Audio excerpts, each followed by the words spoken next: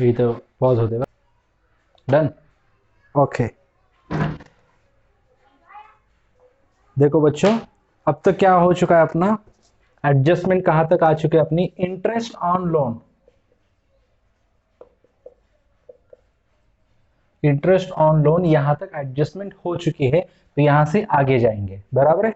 तो एडजस्टमेंट पढ़ने से पहले थोड़ा अपन क्या करेंगे, रिवीजन करेंगे। रिवीजन कौन सा करेंगे, छोटे छोटे कॉन्सेप्ट है। फर्स्ट, हम जो अकाउंटिंग है, मतलब हम जो ये सब्जेक्ट पढ़ने वाले हैं, ये सब्जेक्ट पढ़ने का पॉइंट ऑफ व्यू समझ में आना चाहिए।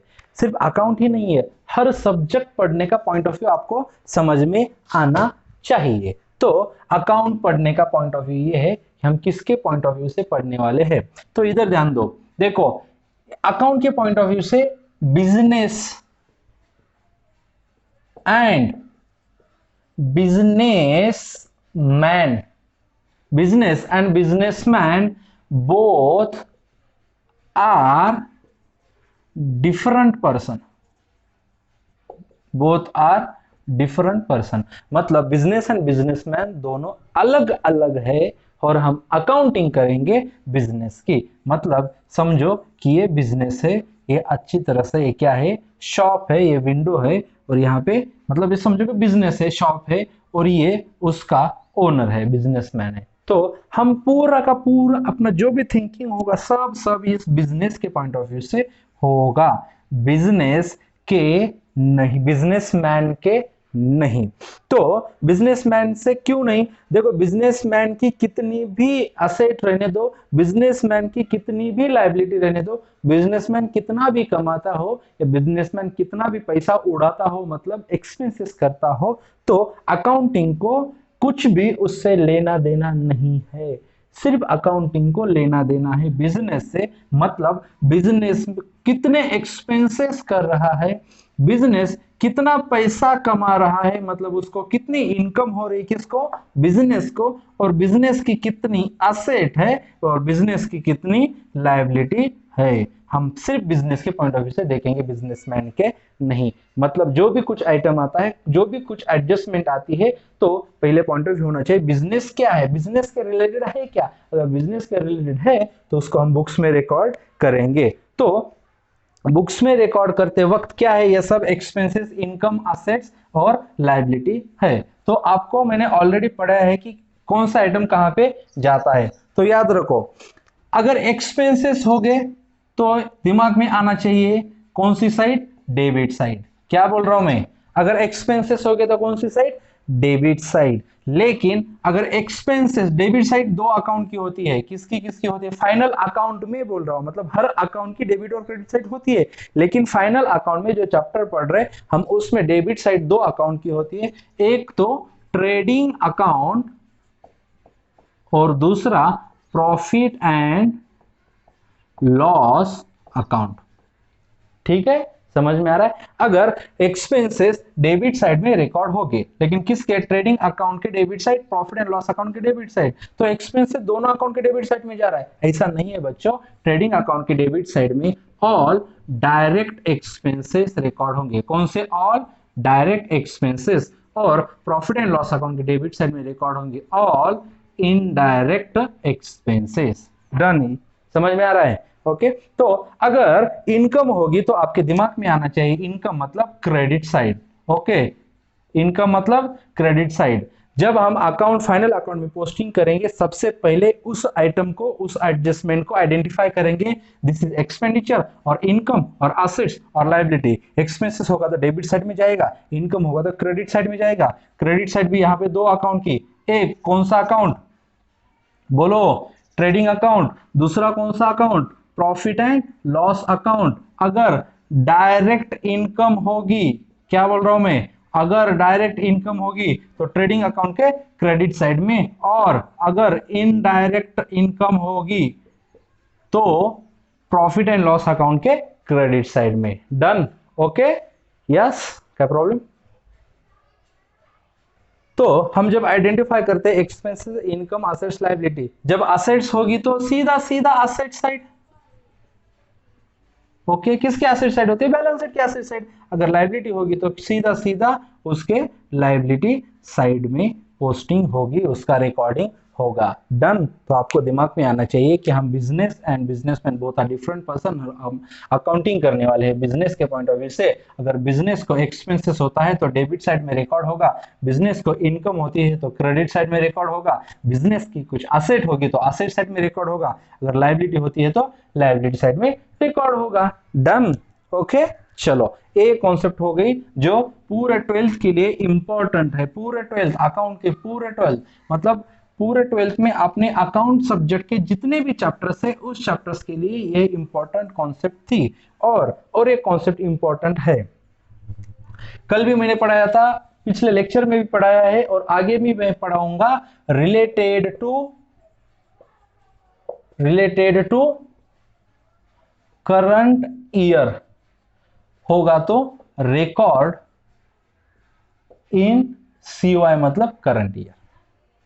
ओके, अगर कुछ भी एक्सपेंसेस, अगर कुछ भी इनकम, कौन सी भी असेट, कौन सी भी लायबिलिटी, ये चारों आइटम अगर रिलेटेड टू करंट ईयर होंगे तो इन चारों आइटम को रिकॉर्ड करेंगे इन करंट ईयर।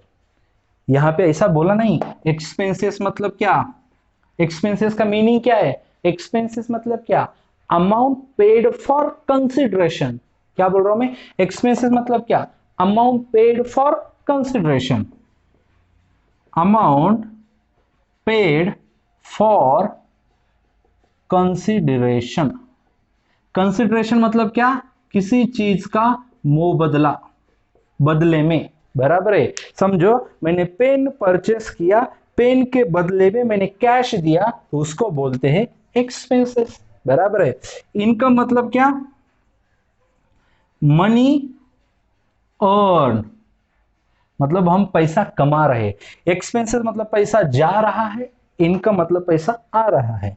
ओके, असेट और लायबिलिटी आपको ये पता है, बराबर है। तो हम आगे लेंगे, तो इंपॉर्टेंट कॉन्सेप्ट थे दो। अगर समझो कि एक्सपेंसेस पेड, बराबर है, और मनी अर्न मतलब यहां पे रिसीव्ड भी बोल सकते हैं, बराबर है। ओके, यहां पे एक्सपेंसेस पेड किया होगा या नहीं होगा, लेकिन रिलेटेड टू करंट ईयर होगा तो उसको करंट ईयर में रिकॉर्ड करेंगे। अगर इनकम करंट ईयर में कमाई होगी लेकिन मिली नहीं होगी, अगर करंट ईयर के रिलेटेड होगी तो उसको करंट ईयर में रिकॉर्ड करेंगे, लेकिन related to last year, related to next year होगा तो करंट ईयर में रिकॉर्ड नहीं करते। Related to last year, related to next year होगा तो करंट ईयर में रिकॉर्ड नहीं करते। समझ में आ रहा है, रिलेटेड बोल रहा हूं मैं। अगर रिलेटेड टू लास्ट ईयर का करंट ईयर में मिला होगा, लेकिन हमें करंट ईयर में रिकॉर्ड करना है क्या, नहीं है, लेकिन मिला है तो उसको क्या करो, माइनस करो, बराबर है। और नेक्स्ट ईयर का अभी दिया या अभी मिला होगा तो नेक्स्ट ईयर का करंट ईयर में रिकॉर्ड करना है क्या, नहीं, लेकिन मिला है, रिकॉर्ड किया है तो उसको क्या करो, फिर माइनस करो, मतलब रिकॉर्ड नहीं होगा। डन, समझ में आ रहा है। चलो हम आगे जाते हैं, आगे वाले कॉन्सेप्ट पढ़ते हैं। दिमाग में आना चाहिए, एक्सपेंसेस मतलब सीधा डेबिट साइड, ट्रेडिंग अकाउंट और प्रॉफिट एंड लॉस अकाउंट की। इनकम मतलब क्रेडिट साइड, सीधा ट्रेडिंग अकाउंट और प्रॉफिट एंड लॉस अकाउंट की। तो हम आगे जाएंगे, आगे वाले सब एडजस्टमेंट एक एक करके सब हम पढ़ेंगे, ठीक है। देखो इंटरेस्ट ऑन लोन तक हो चुका था, इंटरेस्ट ऑन इन्वेस्टमेंट जो भी नंबर है आप आगे वाले डाल सकते हो, मैं अब नंबर भूल चुका हूं कि कौन से नंबर है, ठीक है। अब हम एडजस्टमेंट देख रहे हैं, interest on investment, interest on investment, बराबर है। और कुछ स्टूडेंट्स ने मुझे डाउट पूछा था कि सर आप सब लेक्चर्स मराठी में लेने वाले हो क्या। नहीं बेटा, जो वानवडी ब्रांच है जगताप चौक शिंदे छतरी की, वहां के ब्रांच पे हम सब लेक्चर्स हिंदी में लेने वाले हैं, बराबर है। क्यों, क्योंकि वहां पे जो स्टूडेंट्स है हिंदी बैकग्राउंड से आते हैं, इंग्लिश बैकग्राउंड से आते हैं, उनको मराठी समझ में थोड़ा प्रॉब्लम होता है, इसलिए हम वहां पे क्या करने वाले हैं, हिंदी में, हिंदी एंड इंग्लिश में लेक्चर्स लेने वाले हैं। लेकिन जो कातरस कोंडवा रोड गोकुल नगर की अपनी ब्रांच होगी, उस ब्रांच पे हम सब लेक्चर्स मराठी में लेने वाले, डोंट वरी। और अपनी सिटी में बाजीराव रोड की जो ब्रांच है, मतलब सिटी की प्रॉपर, उसको क्या करेंगे हम, मराठी, हिंदी, इंग्लिश सब लैंग्वेज में लेने वाले, और लक्ष्मी नगर की जो भी ब्रांच होगी, मतलब पर्वतीय एरिया की ब्रांच, उस पे हम सब लेक्चर्स मराठी में लेने वाले हैं। और एक डाउट हो गया क्लियर, ओके। और दूसरा एक डाउट, सर मैंने बताया था लास्ट टाइम कि इस चैप्टर पे कितने मार्क्स का क्वेश्चन आता है, तो फाइनल अकाउंट पे आता है क्वेश्चन नंबर 7, 15 मार्क्स से आता है। और इस क्वेश्चन को दूसरा कौन सा भी क्वेश्चन ऑप्शन में नहीं होता, कंपलसरी इसको सॉल्व करना पड़ता है। मतलब इस चैप्टर को कुछ भी ऑप्शन में नहीं है। तो ये चैप्टर इंपॉर्टेंट है, ये चैप्टर सिर्फ इसी चैप्टर के लिए, ये चैप्टर इंपॉर्टेंट नहीं तो ये चैप्टर दूसरे और चैप्टर के लिए इंपॉर्टेंट है। वाह क्या बात है, मैंने कितना अच्छा बोल दिया। चलो इंटरेस्ट ऑन इन्वेस्टमेंट आगे जाते हैं। देखो इसको हमें क्या करना है, समझ के लेना है। इन्वेस्टमेंट मतलब क्या, हमने कुछ तो इन्वेस्टमेंट करके रखी है, और इन्वेस्टमेंट ऑलवेज बिजनेस की क्या होती है, एसेट। मतलब एक तो इफेक्ट आएगा बैलेंस शीट एसेट साइड, कहां पे जाएगा, बैलेंस शीट एसेट साइड, बराबर है। ये समझो फर्स्ट इफेक्ट और दूसरा ये second effect, okay. First effect second effect, investment asset होती है, एक effect balance sheet asset side. दूसरा इंटरेस्ट ऑन इन्वेस्टमेंट, मतलब समझो हमने बैंक में एफडी करके रखा है, वो हो गई एसेट, उसके ऊपर इंटरेस्ट हम दे रहे हैं, क्या मिल रहा है, इंटरेस्ट मिल रहा है। या अगर इंटरेस्ट मिलता है तो वो हो गई अपनी, क्या हो गई वो अपनी, बोलो चलो, क्या हो गई, इनकम। क्या हो गई, इनकम। अगर इनकम मतलब कौन सी साइड रिकॉर्ड करोगे तुम, उसको बोलो चलो कौन सी साइड रिकॉर्ड करोगे, क्रेडिट साइड। डन, ये तो क्लियर। लेकिन अब नेक्स्ट पॉइंट, किसके क्रेडिट साइड में, ट्रेडिंग अकाउंट के या प्रॉफिट एंड लॉस अकाउंट के। तो trading account profit and loss account में क्रेडिट साइड में रिकॉर्ड करने से पहले आइडेंटिफाई करना पड़ेगा कि ये डायरेक्ट इनकम है या इनडायरेक्ट इनकम है, बराबर है। तो ये है अपनी इनडायरेक्ट इनकम, अपनी मतलब किसकी, बिजनेस की, समझ में आ रहा है। ये बिजनेस की क्या है, इनडायरेक्ट इनकम। क्यों, क्योंकि किसी भी बिजनेस का मेन ऑब्जेक्टिव एफडी करना या इन्वेस्टमेंट करना नहीं होता। अगर मैन्युफैक्चरिंग कंपनी है और उस कंपनी ने एफडी किया तो उस कंपनी का मेन ऑब्जेक्टिव मैन्युफैक्चरिंग है, तो मेन ऑब्जेक्टिव छोड़ के दूसरे किसी चीज से, दूसरे किसी पर्पज से अगर इनकम मिलती है तो उसको बोलते हैं इनडायरेक्ट इनकम। तो इनडायरेक्ट इनकम कहां पर रिकॉर्ड होती है, प्रॉफिट एंड लॉस अकाउंट के क्रेडिट साइड में। बैलेंस शीट एसेट साइड, यहां पे कौन से अमाउंट लिखेंगे, हम लिखेंगे इन्वेस्टमेंट अमाउंट लिखेंगे, बराबर है। एसेट साइड में इन्वेस्टमेंट अमाउंट लिखेंगे।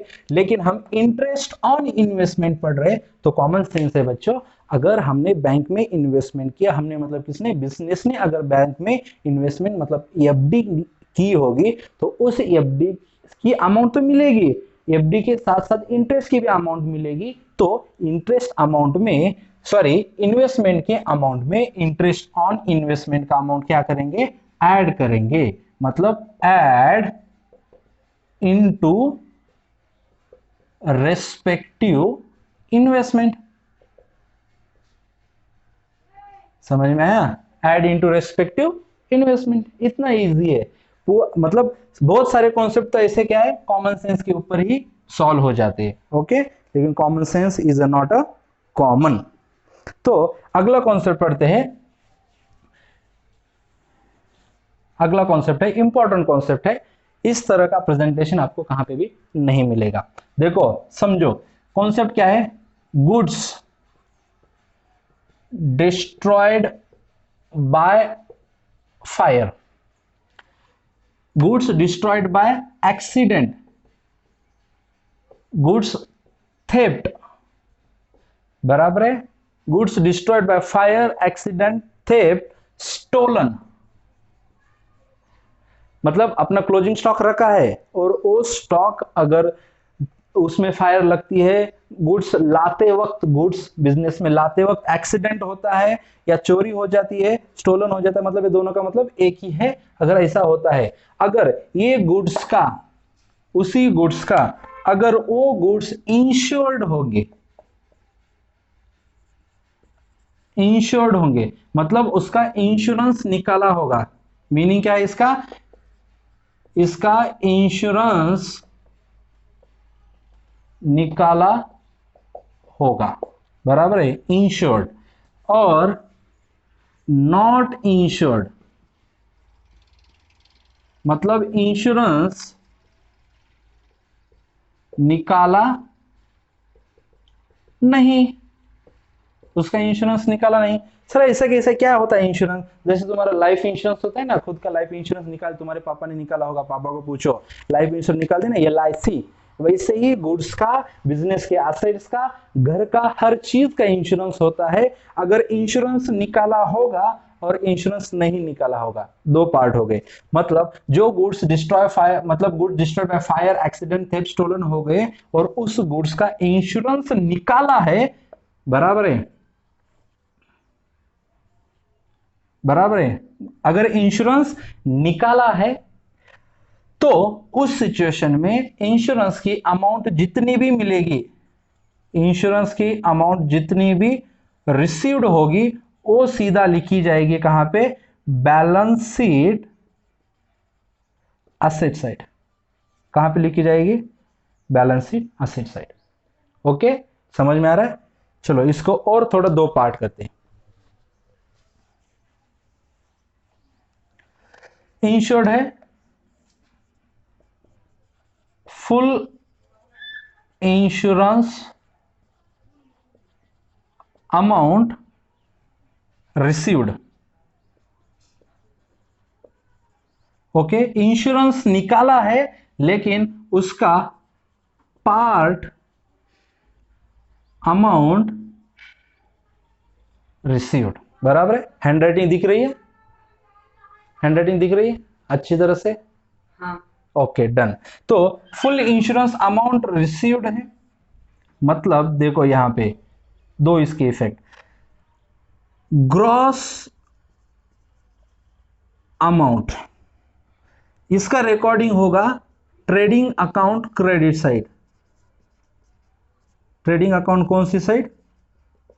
क्रेडिट साइड, बराबर है। ग्रॉस अमाउंट मतलब समझो कि यहां पे जो गुड्स है वो गुड्स समझो 1 लाख रुपीज का एक्सीडेंट हुआ, फायर हुआ, थेफ्ट हुआ, स्टोलन हुआ और उसका इंश्योरेंस निकाला है, उसका फुल इंश्योरेंस अमाउंट मिला है। मतलब समझो 1 लाख रुपीज के गुड्स क्या हुआ है, लॉस हुआ है, तो उसके पूरे के पूरे रुपीज कितने लिखेंगे यहाँ पे? 1 lakh rupees. Gross amount, okay, मतलब पूरे के पूरे टोटल ग्रॉस अमाउंट लिखेंगे यहाँ पे। कितनी? टोटल ग्रॉस अमाउंट, मतलब जितने का क्या हुआ है, फायर, एक्सीडेंट, थेफ्ट हुआ है, उसके अमाउंट लिखेंगे। और जितना अमाउंट मिला है, फुल इंश्योरेंस अमाउंट मिला है, तो उसका कहां पे लिखेंगे? बैलेंस शीट के एसेट साइड में लिखेंगे। बैलेंस शीट कहां पे लिखेंगे? Asset side. Balance sheet asset side क्यों? क्योंकि कैश मिलेगी, नहीं तो बैंक में पैसा आएगा, वो रहती है एसेट, इसलिए उसको बैलेंस शीट के एसेट साइड में लिखेंगे। मतलब पार्ट अमाउंट रिसीव्ड, मतलब यहां पे क्या होगा? इसके 3 इफेक्ट होंगे, बराबर है? समझ में आ रहा है? समझो कि यहां पे 1 लाख रुपीज गुड्स डिस्ट्रॉयड हो चुके हैं, लेकिन 1 लाख रुपीज का जितना भी होगा टोटल ग्रॉस अमाउंट, मतलब कितना total gross amount? Rupees 1 lakh. कहां पे लिखेंगे? ट्रेडिंग अकाउंट क्रेडिट साइड में लिखेंगे। कहां पे लिखेंगे? ट्रेडिंग अकाउंट क्रेडिट साइड में। लिख के लेने का बाद में, ठीक है, पॉज कर करके। और पूरा का पूरा ग्रॉस अमाउंट यहां पे लिखेंगे और पार्ट अमाउंट रिसीव्ड, मतलब समझो कि यहां पे मिले हैं रुपीज 60,000 पार्ट अमाउंट, मतलब 60,000 मिले हैं। अगर 60,000 मिले होंगे तो वो कहां पे जाएंगे? यहाँ पे पूरे मिले थे, कहां पे लिखा था हमने? Balance sheet asset side. यहाँ पे पार्ट मिला है, फिर भी कहां पे जाएगा? Balance sheet. कहां पे लिखेंगे? Asset side. अगर तुम मेरे साथ होंगे तो हर चीज का हर वर्ड अच्छी तरह से समझ में आएगा, दिखेगा भी, ठीक है। बैलेंस शीट एसेट साइड लिखेंगे। कितना लिखेंगे? रुपीज 60,000। कितना लिखेंगे? रुपीज 60,000। लेकिन देखो 1 लाख रुपीज का तो क्या हुआ है? लॉस, मतलब जल गए गुड्स, और 60,000 मिले तो बचे कितने? रुपीज 40,000। वो हो गया एक्चुअल लॉस अमाउंट। क्या बोल रहा हूं मैं? एक्चुअल लॉस अमाउंट वो लिखते हैं प्रॉफिट एंड लॉस अकाउंट। कहां पे? डेबिट साइड में। तो profit and loss account debit side में क्यों गया? क्योंकि बिजनेस के मेन एक्टिविटी से लॉस नहीं हुआ है profit and loss account. Debit side कितना, रुपीज कितना लिखेंगे वहां पे 40,000, ठीक है, profit and loss account debit side. तो यहां पे तो समझ में आ गया। तो एक डाउट होगा, सर अपना तो ये लॉस हो रहा है लेकिन ट्रेडिंग अकाउंट के क्रेडिट साइड में क्यों लिख रहे? क्रेडिट साइड में तो क्या लिखा जाता है, इनकम। बच्चों एक लॉजिक है कि ट्रेडिंग अकाउंट, ये कॉन्सेप्ट मतलब यहां तक हो गए। ट्रेडिंग अकाउंट जो होता है उसके डेबिट साइड और क्रेडिट साइड, उस ट्रेडिंग अकाउंट के नीचे वाला दिख रहा है, हाँ दिख रहा है। तो ट्रेडिंग अकाउंट के डेबिट साइड में क्या होता है, सब गुड्स आने के रीजन लिखे जाते हैं। मतलब बिजनेस में गुड्स आने के रीजन, मतलब परचेस किया, गुड्स आ रहे, यहां पे लिखेंगे कैरेज इनवर्ड, ट्रांसपोर्ट हो रहा है, इनवर्ड ट्रांसपोर्ट हो रहा है, ट्रांसपोर्ट यहां पे लिखेंगे, वेजेस दे रहे यहां पे लिखेंगे। और क्रेडिट साइड में गुड्स जाने के रीजन, गुड्स जाने के रीजन, मतलब बिजनेस से गुड्स जा रहे हैं, वो कौन सा भी रीजन रहने दो, बराबर है। सेल किया तो trading account credit side, goods जा रहे हैं, गुड्स डिस्ट्रॉयड बाय फायर होगा, जितना फायर हुआ है पूरा का पूरा gross amount trading account credit side, क्योंकि गुड्स जा रहे हैं, बराबर है। और एक्सीडेंट हुआ, ट्रेडिंग गुड्स जा रहे हैं। हमने सबसे पहले ये आइडेंटिफाई नहीं किया उसका प्रॉफिट हुआ या लॉस हुआ, इनकम हुआ, पहले तो क्या है गुड्स जाने के रीजन लिखेंगे, trading account credit side gross amount. अगर उसके बाद कुछ मिलता है तो वो लिखेंगे बैलेंस शीट असेट साइड। अगर जो अमाउंट नहीं मिलती वो हो गया अपना एक्चुअल लॉस, मतलब 1 लाख रुपीज में से अगर 60 मिलते हैं तो बच्चे वाला 40 एक्चुअल लॉस होगा ना, तो वही लिखेंगे profit and loss account debit side. Okay done. तो आगे जाते हैं, नॉट इंश्योर्ड, अगर इंश्योरेंस ही निकाला नहीं होगा तो आपको कुछ मिलेगा क्या? कुछ भी नहीं मिलेगा। तो यहां पे जो एक फर्स्ट इफेक्ट था trading account credit side, gross amount, gross amount लिखेंगे कहां पे, ट्रेडिंग अकाउंट कौन सी साइड लिखेंगे, क्रेडिट साइड। और कुछ नॉट इंश्योर्ड मतलब इंश्योरेंस निकाला है क्या? अगर इंश्योरेंस ही निकाला नहीं होगा तो पैसे मिलेंगे क्या? नहीं मिलेंगे, मतलब पूरा का पूरा क्या हो गया, लॉस हो गया, वो अपना एक्चुअल लॉस होगा, पूरा का पूरा रुपीज 1 लाख, वो लिखेंगे प्रॉफिट एंड लॉस अकाउंट। बोलो कहां पे, डेबिट साइड। एक्सपेंसेस और लॉस कहां पे लिखते हैं, डेबिट साइड में। प्रॉफिट और इनकम क्रेडिट साइड में। ट्रेडिंग अकाउंट क्रेडिट साइड कितना, ग्रॉस अमाउंट रुपीज, एक्चुअल कितना 1 लाख रुपीज का अमाउंट, ठीक है। ओके तो आपने पॉज, मतलब जब तुम देखोगे तो पॉज करना है और सब लिख के लेना है और फिर सोचना है कहां पे डाउट है, और वो डाउट सीधा व्हाट्सएप पे आने का है और मुझे पर्सनली और ग्रुप पे उसके रिलेटेड टाइप करके डाउट पूछना है, फिर कंटिन्यू करने का, ठीक है। चलो तो आगे जाते हैं, यहां पे भी आता है goods distributed as free sample, credit side, मतलब फ्री में बांटे हमने, goods distributed as free sample, goods distributed as free, जाने दो, ये यहां पे मत लिखो, ये यहां पे मत लिखो, ठीक है। चलो पॉज करके लिखो, पीछे आओ, पॉज करके लिखो।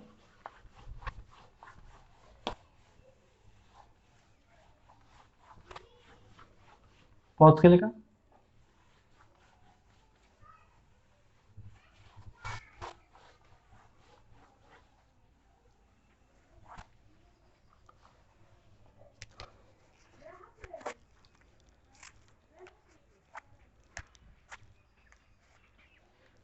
झालं केले, नहीं राहू दे आता, राहू दे।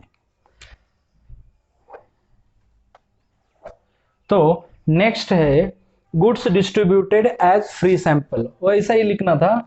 अगर समझो कि नोटबुक में ये इतनी जगह बची है तो नेक्स्ट नोटबुक में क्रॉस लिखो और ये कंटिन्यू यहां पे लिखो। चलो goods distributed as free sample, goods distributed as free sample. अगर फ्री में बांट रहे हो तो आपका उसमें कुछ प्रॉफिट हो रहा है, बराबर है। पहली चीज, फ्री में आप बांट रहे हो तो बिजनेस में गुड्स आ रहे हैं या जा रहे हैं? बिजनेस से गुड्स जा रहे हैं, मतलब ट्रेडिंग अकाउंट। बोलो, ट्रेडिंग अकाउंट कौन सी साइड? Credit side. बराबर है, समझ में आ रहा है। तुमने गुड्स क्या है, फ्री में बांटे, सेल किया, कुछ मिला क्या आपको? फ्री में बांटे, कुछ भी नहीं मिला। और फ्री में बांट रहे हो, जैसे मैं अब भी क्लास फ्री में ले रहा हूं, मतलब मैं मेरे क्लास की खुद की एडवर्टाइजमेंट कर रहा हूं। अगर एडवर्टाइजमेंट हो रही है तो advertisement is a expenditure of business, तो वो लिखा जाता है profit and loss account debit side. Sir दूसरा question, profit and loss account के डेबिट साइड में ही क्यों, ट्रेडिंग अकाउंट के डेबिट साइड में क्यों नहीं? क्योंकि advertisement expenditure is a not a direct expenditure, it is a indirect expenditure. Sir ये तो गुड्स के लिए होता है, गुड्स के लिए होता है, लेकिन गुड्स बनाते वक्त नहीं होता। समझ में आ रहा है? गुड्स बनाने के बाद होता है। टीचिंग कर रहा हूं, ये टीचिंग मेरा, ये क्या हो रहा है, मेरा इनडायरेक्ट एडवर्टाइजमेंट एक्सपेंडिचर हो रहा है, तो profit and loss account debit side जाएगा। ये ऑफिशियल एक्सपेंडिचर है, समझ में आ रहा है? तो ऑफिस का एक्सपेंडिचर सब indirect expenditure, profit and loss account कहां पे लिखा जाएगा? Debit side, as a advertisement बोल के। Next, goods withdrawn by partner for personal use. Goods withdrawn by partner for personal use. बराबर है। पार्टनर ने मतलब कौन हो गया? ओनर ने, उसके अगर कुछ पर्सनल यूज के लिए कुछ भी निकाला जाता है तो उसको बोला जाता है ड्रॉइंग्स। बराबर है। गुड्स विथड्रॉन किए, देखो मैंने अभी बताया था स्टार्टिंग में, बिजनेस और businessman both are different person. ये बिजनेस, बिजनेस अलग, बिजनेसमैन अलग। बराबर है। तो बिजनेस से बिजनेसमैन ने पैसा निकाला, हम अकाउंटिंग किसकी कर रहे हैं? बिजनेस की। बिजनेस से गुड्स जा रहे हैं, मतलब trading account, trading account credit side. और दूसरा इफेक्ट जाएगा balance sheet, balance sheet liability side. Balance sheet liability side क्या करने का? इसको लेस फ्रॉम कैपिटल। बराबर है। कैपिटल से लेस क्यों करना है? ये लेस फ्रॉम कैपिटल क्यों होता है? क्योंकि बिजनेसमैन ने बिजनेस में जो भी पैसा डाला है, ये बिजनेसमैन की इन्वेस्टमेंट। बराबर है। अगर बिजनेस में पैसा आया, बिजनेस अलग पर्सन, बिजनेसमैन अलग पर्सन, बिजनेसमैन ने पैसा डाला, बिजनेसमैन के पॉइंट ऑफ व्यू से इन्वेस्टमेंट मतलब बिजनेसमैन के असेट, और बिजनेस में पैसा आया तो ये पैसा बिजनेस ने बिजनेसमैन को रिटर्न करना है, उसको उसका पैसा रिटर्न देने का है, तो वो बिजनेसमैन की लायबिलिटी। बराबर है। तो लायबिलिटी साइड में जाएगा, लेकिन कौन से नाम से? ये बिजनेस की हो गई पूरी की पूरी कैपिटल। बराबर है। तो यहां कहां पे जाएगा? कैपिटल में। अगर उससे मतलब जो भी पैसा डाला है उससे अगर कुछ बिजनेसमैन पैसा निकालता है तो उसका कैपिटल क्या होगा? कमी होगा ना, इसलिए लेस फ्रॉम कैपिटल। बराबर है। अगर और अगर उसने कैपिटल अकाउंट बनाया होगा, कैपिटल अकाउंट बनाया होगा और करंट अकाउंट बनाया होगा, तो उसके हम कहां पे लिखेंगे? डेबिट साइड में लिखेंगे।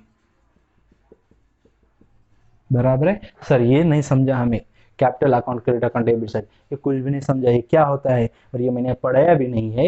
ये पढ़ाऊंगा मैं एक्चुअल जब प्रैक्टिकल क्वेश्चन सॉल्व होंगे तब पढ़ाऊंगा। ये आप पढ़ाऊंगा तो आपको पूरा का पूरा कंफ्यूजन होगा, ये भी भूल जाओगे। इसलिए जब प्रैक्टिकल क्वेश्चन स्टार्ट करेंगे उस टाइम पे हम पढ़ाएंगे। ठीक है, चलो नेक्स्ट एडजस्टमेंट देखते हैं।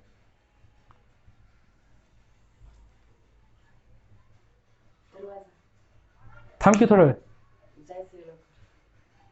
थांब थोडा वेळ, 7ला क्लास आहे ना तुझा?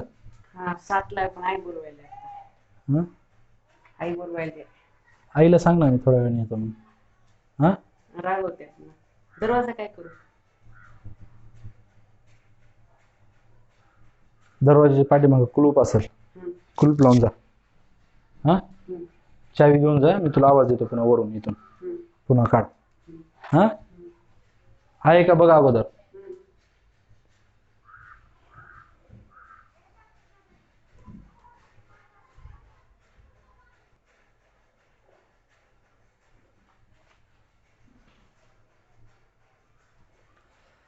चलो देखो बच्चों, अनरिकॉर्डेड परचेसेस, नाम क्या है, अनरिकॉर्डेड परचेसेस. कौन सा एडजस्टमेंट है, अनरिकॉर्डेड परचेसेस. देखो परचेसेस तो कहां पे लिखते हैं, कहां पे लिखते हैं, ट्रेडिंग अकाउंट डेबिट साइड. क्यों, क्योंकि परचेस डायरेक्ट एक्सपेंडिचर. कहां पे लिखेंगे, ट्रेडिंग अकाउंट डेबिट साइड में, बराबर है. लेकिन ये अनरिकॉर्डेड है, मतलब परचेस तो किया लेकिन उसको रिकॉर्ड नहीं किया. तो क्या करो फिर, उसको रिलेटेड टू करंट ईयर है इसलिए क्या करो फिर, उसको रिकॉर्ड करो. मतलब ओल्ड जो भी परचेस होगा, पुराना परचेस होगा, उस परचेस में क्या करो, उसको ऐड. ठीक है, क्या करो, उसको ऐड इनटू परचेस, बराबर, ऐड इनटू परचेस. और सेकंड इफेक्ट कहां पे जाएगा, देखो मैंने कल एक कॉन्सेप्ट बताई थी और इसके पहले वाले लेक्चर में भी बताई थी, फिर न्यू स्टूडेंट के लिए और सब के लिए, कि एक कॉन्सेप्ट है डेटर्स और क्रेडिटर्स की. क्या है, एक मूवी थी शाहरुख खान की, कुछ कुछ होता है. उस मूवी में क्या थे, तीन तीन कैरेक्टर थे, बहुत सारे थे लेकिन हम हमारे कॉन्सेप्ट के लिए तीन लेंगे. एक शाहरुख खान, ये समझो काजल, और ये समझो रानी. समझ में आ रहा है, समझो. चलो ये कौन है, शाहरुख खान, ये कौन है, काजल, ये कौन है, रानी. बराबर है, पूरा कॉन्सेंट्रेशन सुनो, अगले कॉन्सेप्ट के लिए भी इंपॉर्टेंट है. ओके, इसको, इस एडजस्टमेंट और अगले एडजस्टमेंट के लिए. ये कौन है, शाहरुख, ये कौन है, काजल, ये कौन है, रानी. समझो शाहरुख ने काजल से क्रेडिट पे परचेस किया, बराबर है, क्या किया, क्रेडिट पे परचेस किया, और उसको शाहरुख काजल को पैसा देने वाला है, मतलब ये हो गई उसकी लायबिलिटी. लेकिन अगर किसी पर्सन से, कौन सी भी पार्टी से अगर क्रेडिट में परचेस करते हैं तो उसको बोलते हैं, उस सामने वाले पार्टी को मतलब काजल को बोलेंगे क्रेडिटर. समझ में आ रहा है. अगर शाहरुख ने आगे सेल किया ऑन क्रेडिट बेसिस, जिसको सेल किया, जिसको सेल किया, जिसको सेल किया उसको बोलते हैं डेटर, और उससे पैसा मिलने वाला है, बराबर है. तो डेटर पैसा मिलने वाला है मतलब रिलेटेड टू करंट ईयर तो असेट, और हम पैसा देने वाले हैं मतलब रिलेटेड टू करंट ईयर पैसा देने वाले हैं, इसलिए वो हो गई अपनी लायबिलिटी. मतलब उसका सेकंड इफेक्ट होगा बैलेंस शीट लायबिलिटी साइड. कहां पे होगा, बैलेंस शीट लायबिलिटी साइड. लेकिन क्या करेंगे, अनरिकॉर्डेड परचेस है ना, परचेस किया लेकिन रिकॉर्ड नहीं किया था ना, किससे परचेस किया, क्रेडिटर से. तो रिकॉर्ड नहीं किया तो रिकॉर्ड करो, मतलब ऐड इनटू क्रेडिटर्स.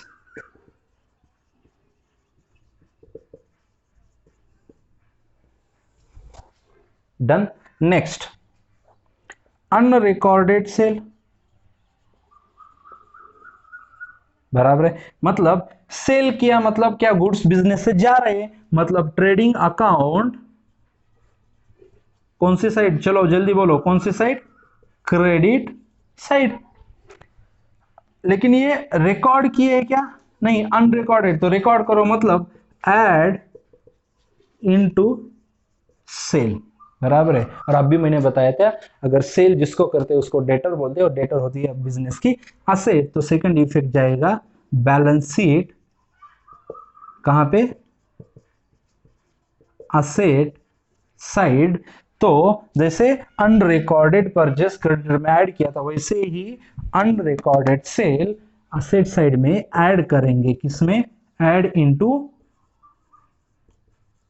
डेटर्स. ठीक है, डन. पॉज करो, लिख के लो. अगर कुछ डाउट आता है लिखते वक्त तो व्हाट्सएप पे जाओ, नहीं तो यहाँ पे चैट में जाओ, चैट में नहीं जा सकोगे, व्हाट्सएप पे जाओ, ग्रुप में भी वही डाउट पूछो और मुझे पर्सनली भी वही डाउट पूछो.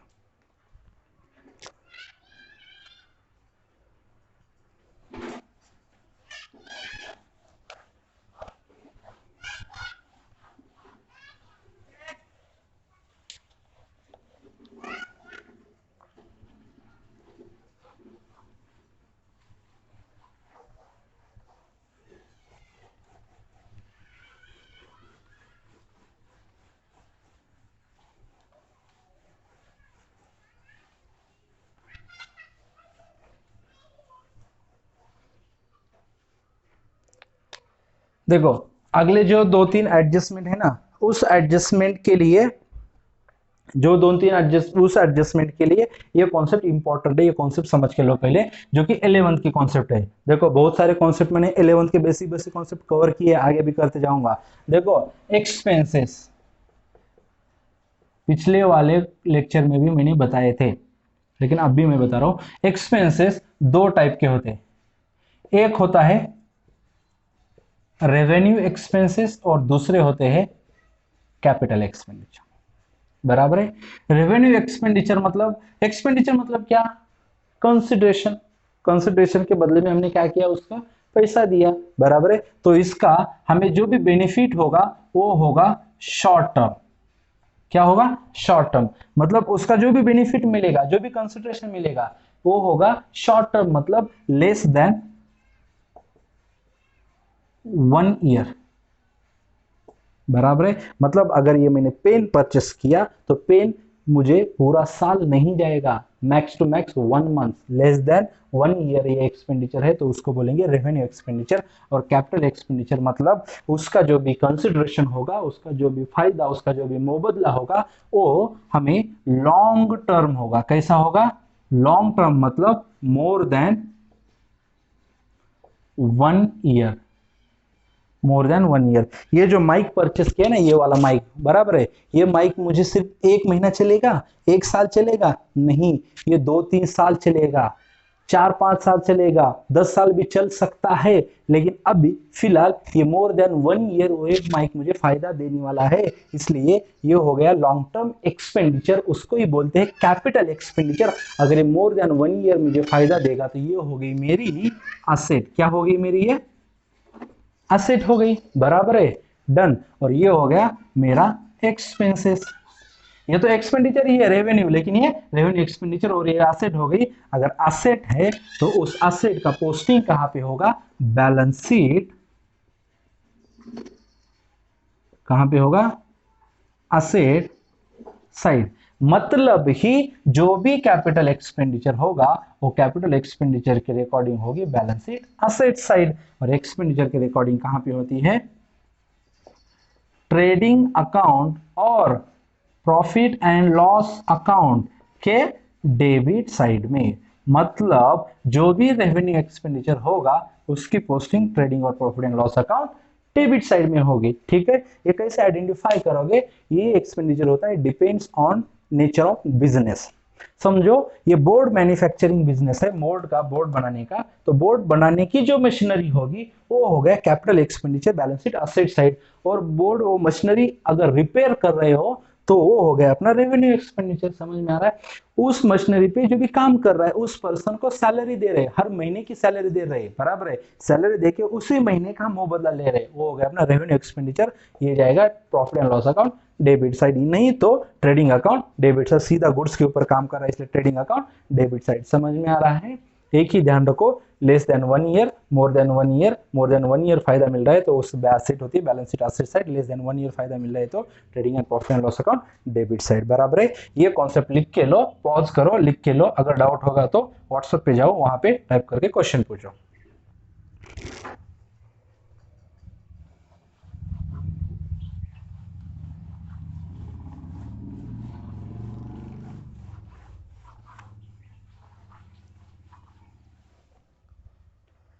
चलो next, capital expenditure included in revenue expenditure. Adjustment कौन सी है? Capital expenditure included in revenue expenses. समझ में आ रहा है? मतलब कैपिटल एक्सपेंडिचर किया था, कैपिटल एक्सपेंडिचर मतलब क्या हो गई है? असेट, और उसको इंक्लूड किया है रेवेन्यू एक्सपेंडिचर। रेवेन्यू एक्सपेंडिचर मतलब कहां पे रिकॉर्ड करते हैं? ट्रेडिंग अकाउंट और प्रॉफिट एंड लॉस अकाउंट के डेबिट साइड में। मतलब कैपिटल एक्सपेंडिचर असेट परचेस की है लेकिन उसको रिकॉर्ड कहां पे किया? ट्रेडिंग अकाउंट और प्रॉफिट एंड लॉस अकाउंट के डेबिट साइड में। ये सही है क्या? नहीं, गलत है। तो इसको क्या करो?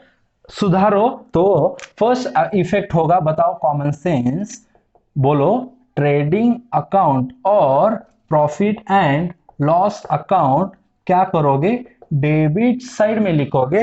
डेबिट साइड में तो लिखोगे, लेकिन क्या करोगे उसको, लेस फ्रॉम पर्टिकुलर एक्सपेंसेस। जिस एक्सपेंसेस में ये कैपिटल एक्सपेंडिचर, जिस रेवेन्यू एक्सपेंडिचर में कैपिटल एक्सपेंडिचर ऐड किया होगा उस एक्सपेंडिचर लेस करो। और दूसरा इफेक्ट, ये एसेट है तो बैलेंस शीट क्या पे लिखो, बैलेंस शीट एसेट साइड। कहां पे लिखो, balance sheet asset side. Very good, okay, समझ में है। और इसी तरह से लिखने का, कलर पेन इसी तरह से यूज करने का, लेकिन बाद में रुको रुको, ये पूरा लिखने दो, उसके बाद पॉज करके लिखो। मैं आपको टाइम दूंगा, बताऊंगा, उसी टाइम पे आप पॉज करके लिखो। दूसरी क्या है, इससे उल्टा होगा, रेवेन्यू एक्सपेंसेस एक्सपेंडिचर इंक्लूडेड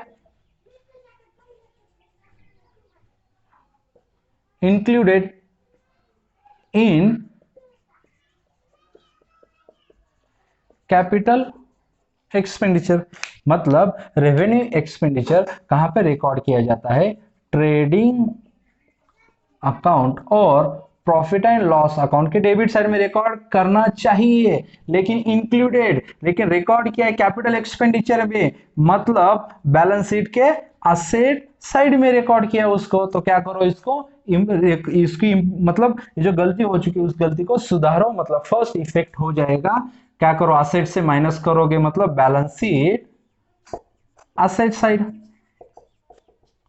क्या करो, less from particular asset, less from particular asset. और सेकेंड इफेक्ट, उस पर्टिकुलर क्या करो, रेवेन्यू एक्सपेंडिचर में ऐड करो। रेवेन्यू एक्सपेंडिचर कहां पे लिखा जाता है, ट्रेडिंग अकाउंट और प्रॉफिट एंड लॉस अकाउंट कहां पे, डेबिट साइड में। क्या करो, उसको add into respective expenses, revenue expenditure. यहां पे भी बोल सकते हैं ऐड इनटू रेस्पेक्टिव असेट। अगर रेस्पेक्टिव असेट होगी तो, अगर नहीं होगी तो अलग से लिखो। यहां पे भी रेस्पेक्टिव एक्सपेंडिचर होगा तो उसमें ऐड करो, नहीं तो profit and trading and profit and loss account debit side में अलग सेपरेट लिखो। बराबर है, okay. Deferred revenue expenditure, deferred revenue expenditure, ये भी इंपॉर्टेंट कॉन्सेप्ट है। कौन सी, डिफर्ड रेवेन्यू एक्सपेंसेस। समझ के लो, कॉन्सेप्ट समझ के लो।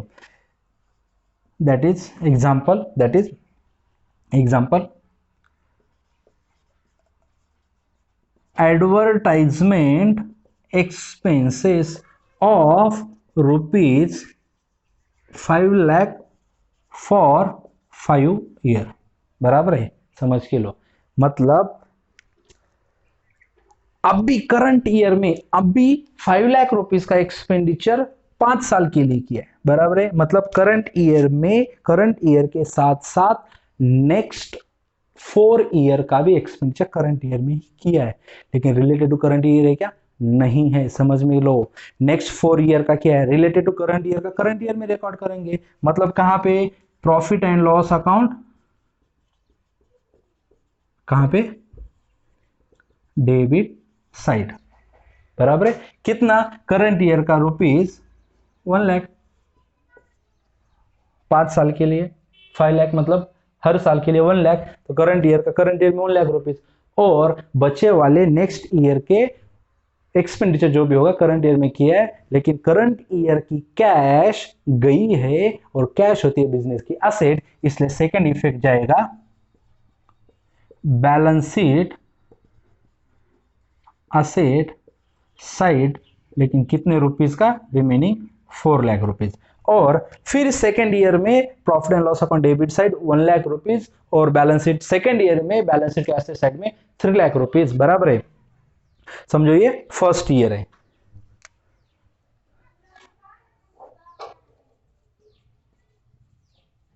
फर्स्ट ईयर, बराबर है।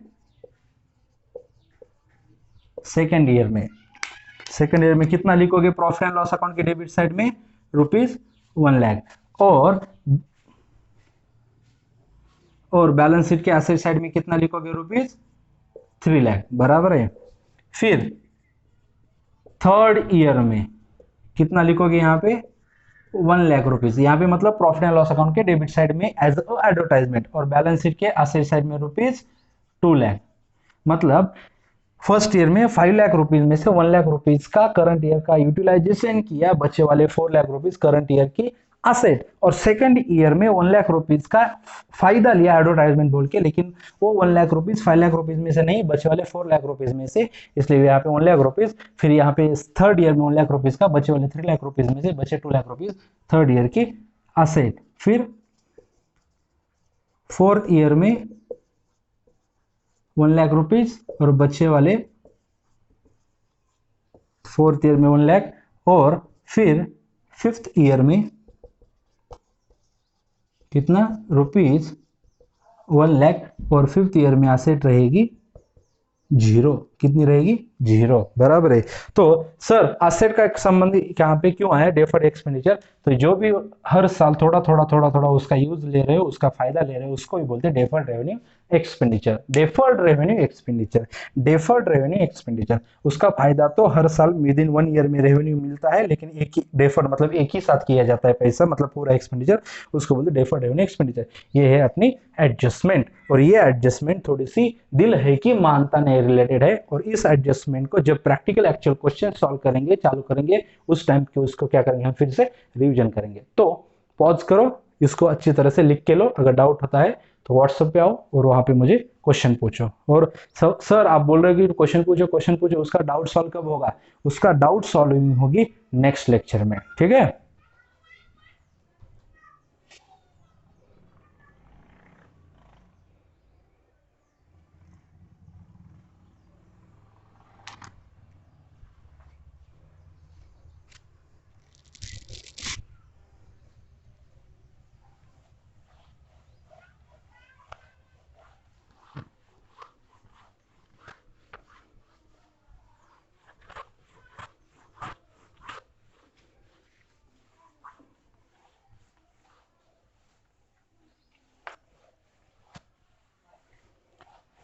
चलो नेक्स्ट कॉन्सेप्ट मोस्ट इंपॉर्टेंट है, 11th की कॉन्सेप्ट।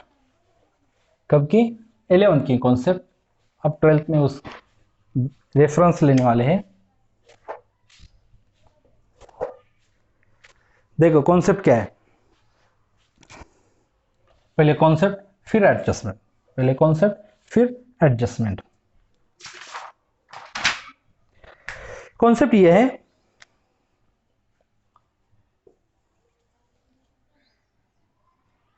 ये क्या है?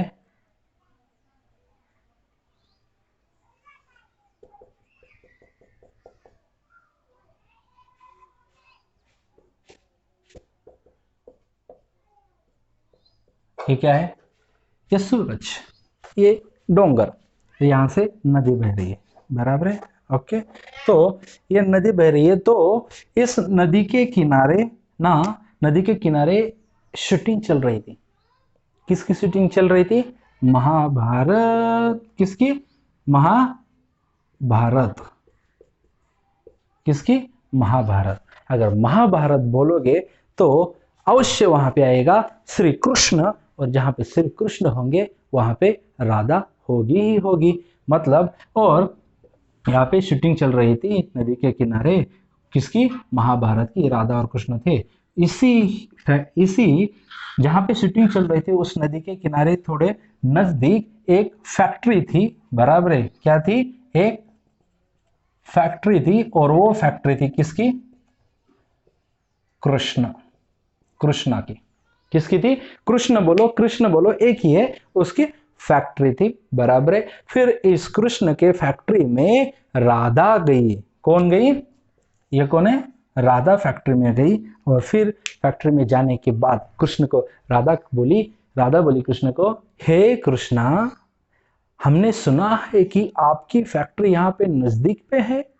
तो कृष्ण बोला, हे राधे, हाँ तूने सही सुना है। तो राधा बोलेगी, हे कृष्णा, हमें भी लेके चलो आपके फैक्ट्री में। तो कृष्ण बोलते हे राधे चलो हम हमारी फैक्ट्री की ओर प्रस्थान करते हैं। फिर कृष्ण राधा को लेकर फैक्ट्री में आता है। फैक्ट्री में आने के बाद राधा बहुत खुश होती है। क्यों? क्योंकि उसको दिखता है फैक्ट्री में सब ऑल कॉस्मेटिक चीजें। फिर राधा क्या करती है, हर एक चीज फिर कृष्ण को बोलते हे कृष्णा ये क्या है? कृष्ण बोलता है बहुत अच्छा है। राधा बोलती है मैं ले लूं क्या? राधा कृष्ण बोलता है यस। फिर राधा हर एक चीज राधा लेती है। बराबर है। क्या करती है राधा? हर एक चीज लेती है। कृष्ण कुछ भी नहीं बोलता। फिर शाम हो जाती है।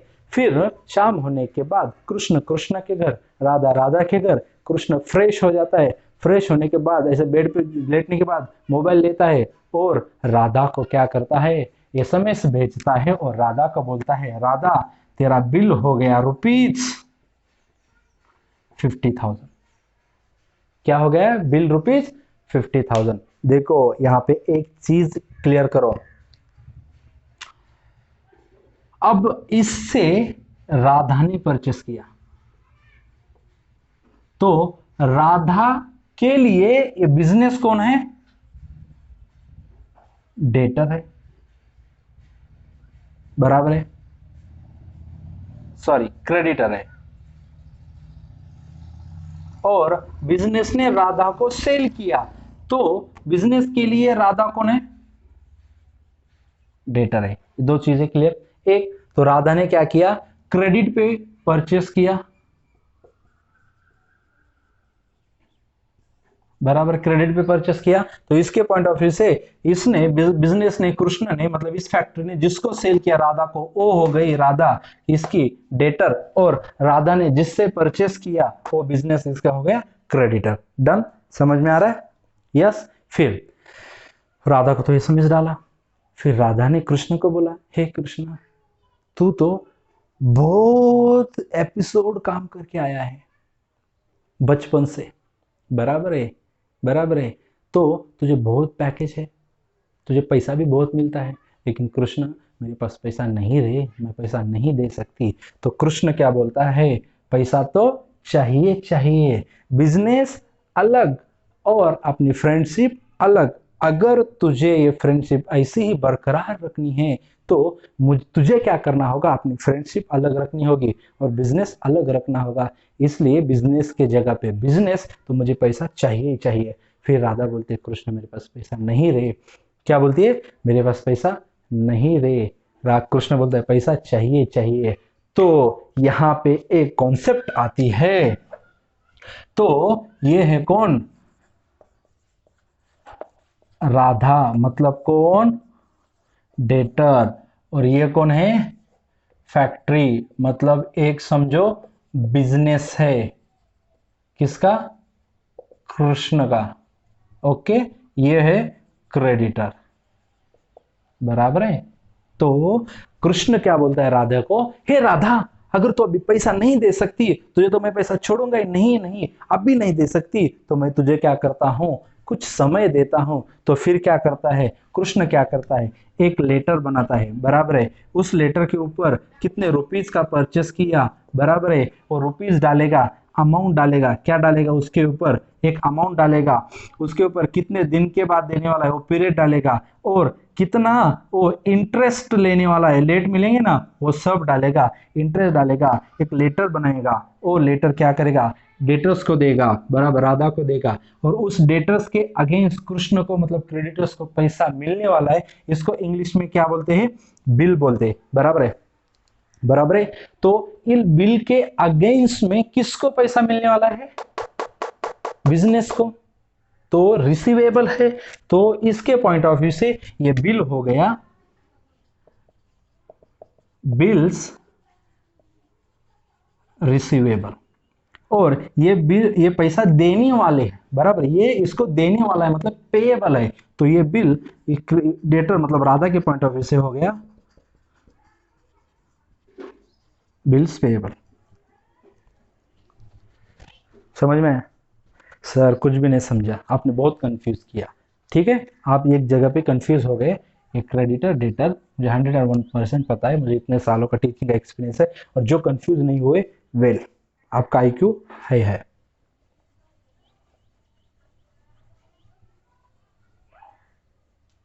अब इसने पैसा, इसने इसको सेल किया, मतलब इसने परचेस किया, बराबर है, इससे परचेस किया, तो इसकी क्या मिलने वाला है, रिसीवेबल। हम इसके पॉइंट ऑफ व्यू से सोचेंगे, बिजनेस के पॉइंट ऑफ व्यू से, कस्टमर के पॉइंट ऑफ व्यू से नहीं, इससे रिसीवेबल है। अगर इसके पॉइंट ऑफ व्यू से देखेंगे तो पेएबल है, बराबर है। तो राधा पैसा नहीं दे सकती, कृष्ण क्या बोलता है, यस आप भी नहीं दे सकती, तो मैं तो छोड़ूंगा नहीं, बाद में लूंगा, बराबर है। तो उसने क्या किया, फिर बिल बनाया और बिल में अमाउंट पीरियड और इंटरेस्ट लिखा। तो इस बिल के अगेंस्ट में फैक्ट कृष्णा को पैसे रिसीवेबल है, इसलिए बिल्स रिसीवेबल बोलते हैं, और राधा उसको पेएबल है, उस बिल के अगेंस्ट में उसको क्या बोलते हैं, बिल्स पेएबल। लेकिन कब, जब वो टाइम आता है, जो पीरियड डेट आती है, उस टाइम पे उसको देता है, उसको क्या बोलते हैं, बिल्स पेएबल। मुझे कॉन्सेप्ट एक बतानी थी, कौन सी, बिल्स रिसीवेबल और बिल्स पेएबल, बराबर है। ओके, तो क्या करो, फिर पॉज करो, ये लिख के लो।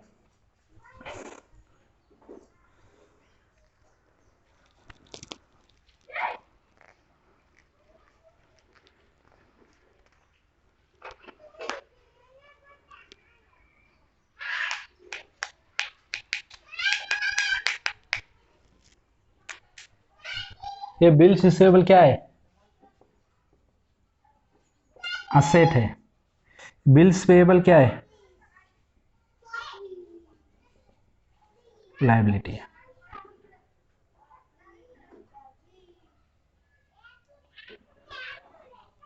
यहां पे मैंने दोनों दोनों अब दोनों सिचुएशन में हम जा सकते हैं, बराबर। मतलब अब समझो कि हमने, मतलब बिजनेस ने सेल किया, उसके अगेंस्ट में पैसा मिलने वाला है, उसको बिल्स रिसीवेबल बोलेंगे।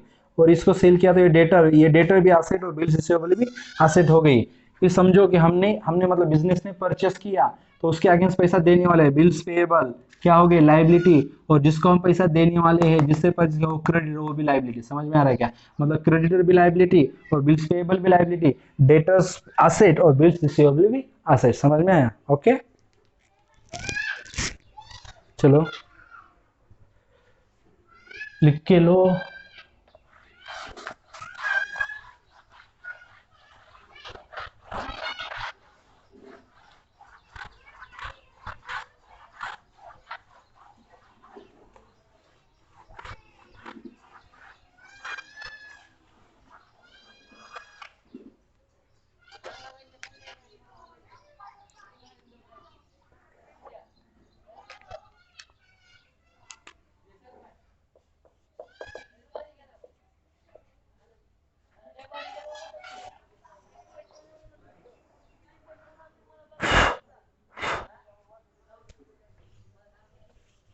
Bills receivable, bills receivable dishonour, कौन से समझ के लो। डिसऑनर मतलब क्या, दो चीजें हैं। उस बिल के ऊपर जो भी डेट लिखी होगी, उस डेट, समझो कि डेट लिखी होगी, समझो आज कितना है, 4 जून, बराबर है। Okay, don't worry. समझो आज सब ट्रांजैक्शन हो चुका है और 15 जून डेट लिखी होगी, और इस 15 जून को अगर पैसा रिसीव हुआ, क्या बोल रहा हूं मैं, उस बिल के अगेंस्ट रिसीव्ड हुआ, तो उसको बोलते हैं ऑनर, बराबर है। अगर नॉट रिसीव्ड, मिला नहीं, तो उसको बोलते हैं डिसऑनर्ड। क्या बोलते हैं, अभी लिखने का नहीं, बाद में लिखो, कॉन्सेप्ट समझ के पहले समझो, फिर मैं टाइम दूंगा, आप लिखो। अगर उस डेट को, जो बिल, इस बिल के ऊपर जो भी डेट डाली होगी, उस डेट को अगर मिलता है तो उसको बोलते हैं ऑनर्ड, और नहीं मिलता तो उसको बोलते हैं डिसऑनर, बराबर है। डन, ऑनर डिसऑनर समझा। चलो पीछे जाते, बिल्स रिसीवेबल। मैंने अभी बोला था कि बिल्स रिसीवेबल भी क्या है, एक असेट है, और असेट कहां पे रिकॉर्ड करते हैं, बैलेंस शीट असेट साइड में। समझ में आ रहा है। और ये बिल रिसीव किससे होने वाला है, डेटर से, तो डेटर भी एसेट है, मतलब सेकंड इफेक्ट भी जाएगा कहां पे, बैलेंस शीट असेट साइड, बराबर है। डन, जिस बिल से हमें मिलने वाला था पैसा, मिला नहीं, बराबर है।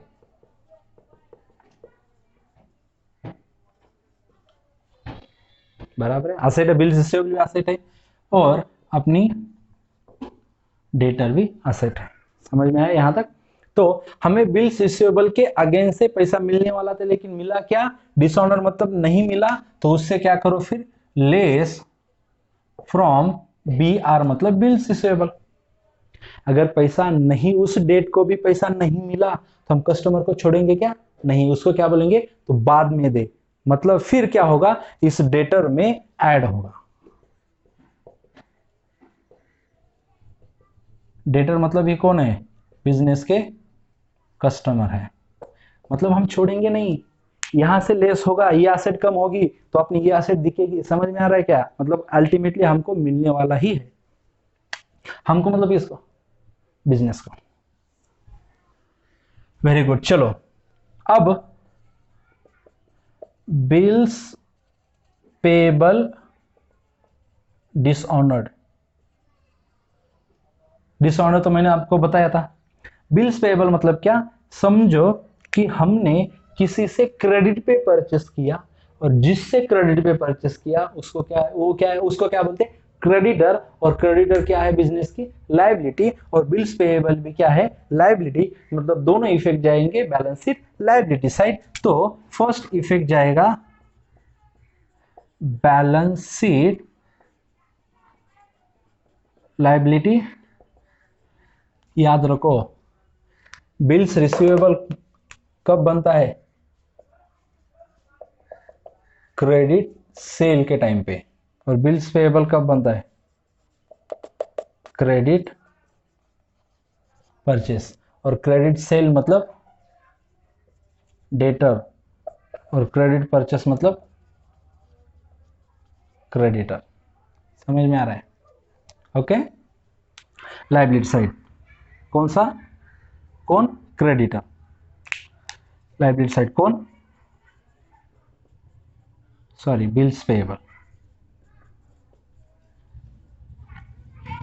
और दूसरा इफेक्ट भी जाएगा बैलेंस शीट लायबिलिटी साइड, लेकिन वो कौन सा? क्रेडिटर। बराबर है। मतलब आप हमने परचेस क्रेडिट पे परचेस किया था, और उस डेट को हम पैसा नहीं दे सकते थे, इसलिए क्रेडिटर ने बिल बना के दिया, और उस बिल के अगेंस्ट में हम बिल पैसा पेएबल है, उस डेट को पैसा नहीं दिया, मतलब बिल्स पेएबल से। अगर पैसा नहीं दिया उस डेट को तो वो माफ करेगा नहीं, हमसे लेगा ही लेगा। इसलिए क्या होगा? पहला इफेक्ट होगा लेस फ्रॉम बीपी, मतलब बिल्स पेएबल। और दूसरा add into creditors, add into creditors। Okay, very good. इन जो लास्ट कॉन्सेप्ट पढ़ाई थी ना मैंने, debtor, creditor, bills payable, bills receivable, 11th के थे। 11th का बेस आपको बेसिक कॉन्सेप्ट पढ़ाई, फिर ये 12th की एडजस्टमेंट पढ़ाई। बराबर है। पूरा 12th का अपना सिलेबस ऐसा ही होगा, जहां जहां पे 11th का कॉन्सेप्ट का बेस आएगा वहां वहां पे 11th की कॉन्सेप्ट बताई जाएगी। इसलिए डोंट वरी। बहुत सारे स्टूडेंट है जो बोलते हैं कि हमारे बेसिक कॉन्सेप्ट क्लियर नहीं है, डोंट वरी। और जिनके क्लियर है, आप क्या देख रहे हो, मेरा मुंह क्या सुन रहे हो? पॉज करो, लिखो, चलो।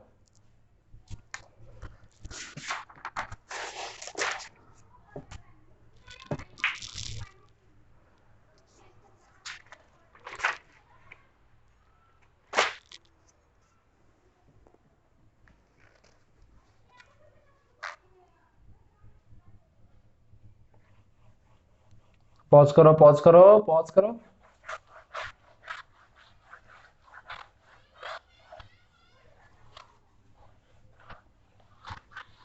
इतना डिटेल आपको कहां पे भी नहीं मिलेगा।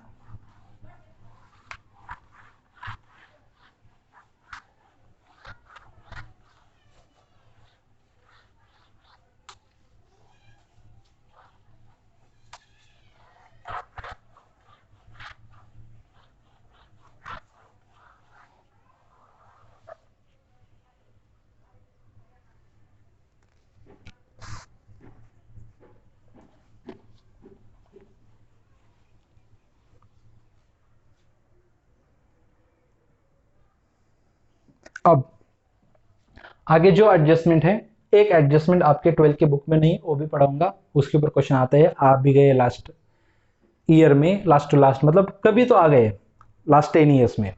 हर 10 ईयर्स के बाद सिलेबस चेंज होता है। चलो, जैसे एक्सपेंडिचर दो टाइप के थे, वैसे receive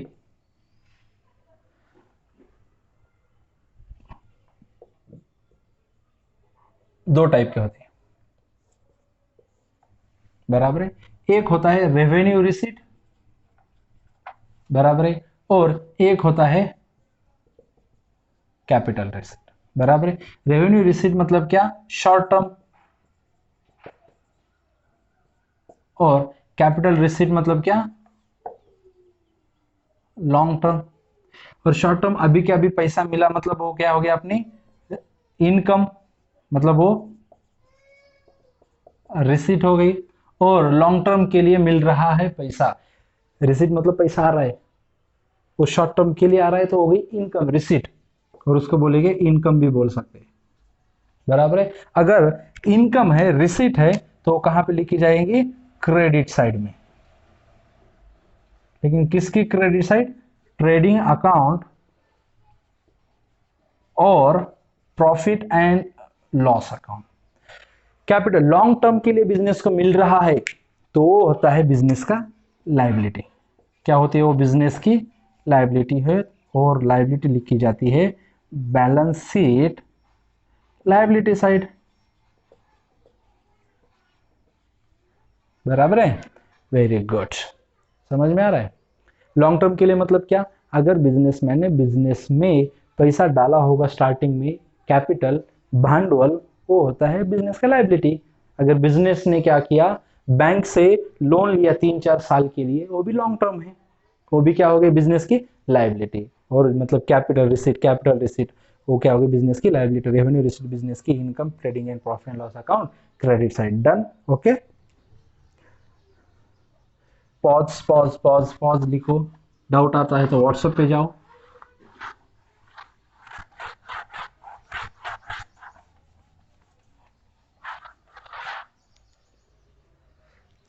next adjustment,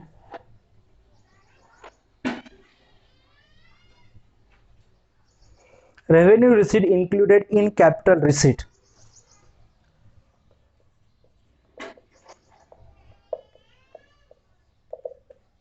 Revenue receipt included in capital receipt. Important, बहुत इजी है। रेवेन्यू रिसीट मतलब ट्रेडिंग और profit and loss account credit side, और कैपिटल रिसीट मतलब लायबिलिटी साइड, बराबर है। जो रेवेन्यू रिसीट था, जो trading and profit and loss account credit side में लिखना था, वो लिखा है बैलेंस शीट लायबिलिटी साइड में, मतलब गलत है।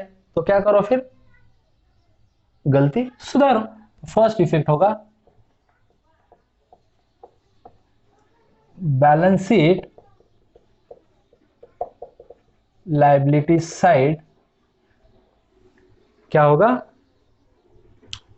Add into,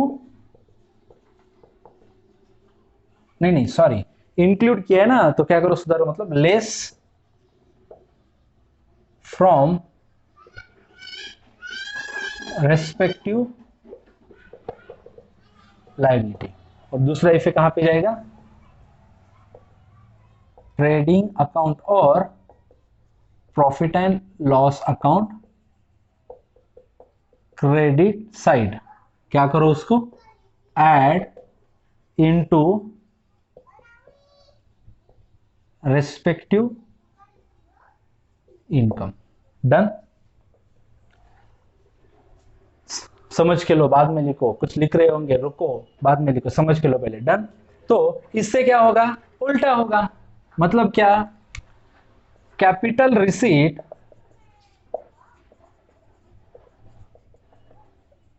included into revenue receipt. आपको पता है कैपिटल रिसीट कहां पे रिकॉर्ड करते हैं, बैलेंस शीट लायबिलिटी साइड, और रेवेन्यू रिसीट कहां पे रिकॉर्ड करते हैं, ट्रेडिंग अकाउंट और profit and loss account credit side. जो capital receipt included in revenue receipt मतलब capital receipt balance sheet liability side में रिकॉर्ड करना था, लेकिन trading and profit loss credit side में रिकॉर्ड किया है। तो क्या करो, trading and profit loss account credit side respective income से लेस करो और रेस्पेक्टिव लायबिलिटी में ऐड करो। मतलब फर्स्ट ट्रेडिंग अकाउंट और profit and loss account credit side क्या करो, लेस फ्रॉम रेस्पेक्टिव इनकम, और दूसरा इफेक्ट जाएगा बैलेंस शीट लायबिलिटी साइड। क्या करो, उसको add into respective revenue income.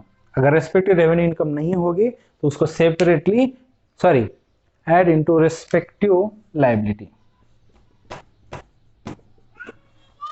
ठीक है, लेस रेस्पेक्टिव, और अगर रेस्पेक्टिव लायबिलिटी होगी तो उसमें ऐड करो, नहीं तो सेपरेटली बैलेंस शीट की लायबिलिटी साइड में दिखाओ। ठीक है, ब्लैक इंक खत्म हो गई है, मतलब कम दिख रहा है। तो आगे हम क्या करेंगे, हिडन एडजस्टमेंट पढ़ेंगे नेक्स्ट लेक्चर में। तो अब तक के लिए यहाँ पे इतना अच्छा है। ठीक है, आगे वाले एडजस्टमेंट कल पढ़ेंगे, और फिर परसों और इम्पोर्टेंट थोड़े पॉइंट्स है वो हम पढ़ेंगे, और उसके बाद जाएंगे हम, नहीं तो परसों सीधा सीधा हम क्या लिखेंगे, मतलब क्या करेंगे, एक कॉन्सेप्ट लेंगे, बराबर है। तो एक क्वेश्चन लेंगे, और क्वेश्चन कैसा होगा, जो क्वेश्चन मैं लेने वाला हूं वो क्वेश्चन आपको सबसे पहले आपके व्हाट्सएप ग्रुप पे, नहीं तो अपने एप्लीकेशन के ऊपर मिलेगा। जिसने टेक्स्ट बुक लिया है उसने वो क्वेश्चन लिखने की जरूरत नहीं है, और जिसके पास टेक्स्ट बुक नहीं होगा, जो स्टूडेंट गाँव गए होंगे, उन्होंने क्या करना है, जो भी मैं क्वेश्चन दूंगा एक दिन पहले, वो क्वेश्चन आपने क्या करना है, आपने नोटबुक में लिख के लेने का है क्वेश्चन, और वो क्वेश्चन मैं जब यहाँ पे सॉल्व करूंगा तो वो क्वेश्चन सामने रख के उसका आंसर मेरे साथ लिखने का है। ठीक है, और जो क्वेश्चन मैं आपको होमवर्क देने वाला हूँ वो भी क्वेश्चन मैं वहाँ पे दूंगा, तो वो क्वेश्चन होमवर्क करने का, और फिर कल नेक्स्ट डे के लिए, नेक्स्ट लेक्चर के लिए रेडी रहने का। और मैंने जैसे सुबह बताया था, लाइव किया था मैंने, अपने एप्लीकेशन के ऊपर जाओ, लाइव वीडियो में जाओ, लाइव क्लास में जाओ, वहाँ पे मिलेगा आपको। मैंने वहाँ पे बोला था ये साइलेंट पीरियड है, आप भी पढ़ाई करो, इसको वेस्ट मत करो। ठीक है, समझ में आ रहा है? ओके, चलो बाय बाय, टेक केयर। और कुछ भी डाउट आता है तो वो डाउट आप क्या करो, व्हाट्सएप पे जाओ, नहीं तो अपने एप्लीकेशन पे जाओ, कहाँ पे भी आप क्वेश्चन मेरे पूछ सकते हो। और ये सब डाउट जो भी होंगे वो सीधा नेक्स्ट लेक्चर में होंगे। अगर जो बच्चा होगा ये अब भी नहीं देखेगा, आज के आज नहीं देखेगा, 2-3 दिन लगाएगा, फिर उसका डाउट ऐसा ही चला जाएगा। ठीक है, इसलिए आज मैं जब डालूंगा तो लगेज आपने रात को देखना चाहिए। ठीक है, तो उसी टाइम पे। चलो बाय बाय, टेक केयर।